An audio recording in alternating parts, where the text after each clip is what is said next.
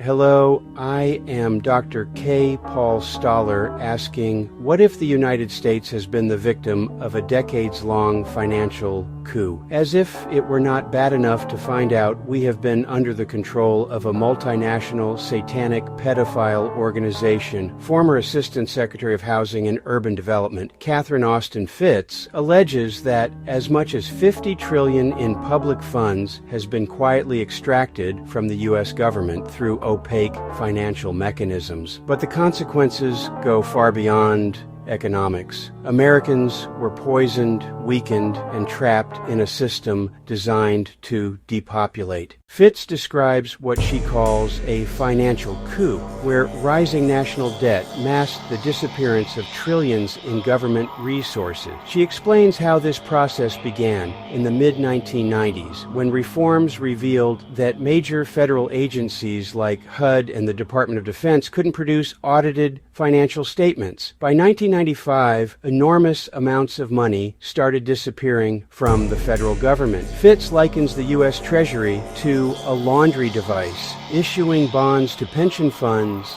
while money vanished out the back door. Taxpayers were left liable for the debt, while trillions were siphoned off into secret accounts. Fitts connects the missing trillions to Jeffrey Epstein, who she believes played a key role in laundering money through global financial networks. She alleges that Epstein's involvement went far beyond his infamous sex scandals. He may have been running the SWIFT system to move stolen funds. She also highlights the role of the Bank for International Settlements, BIS, which has sovereign immunity and operates in secrecy. Fitts suggests that the BIS was used to launder money extracted from federal agencies like HUD and DoD, with sovereign nations funneling donations back through entities like the Clinton Foundation. By the time of the Great Financial Crisis, the missing money had reached $21 trillion, and the bailouts added another $29 trillion, bringing the total to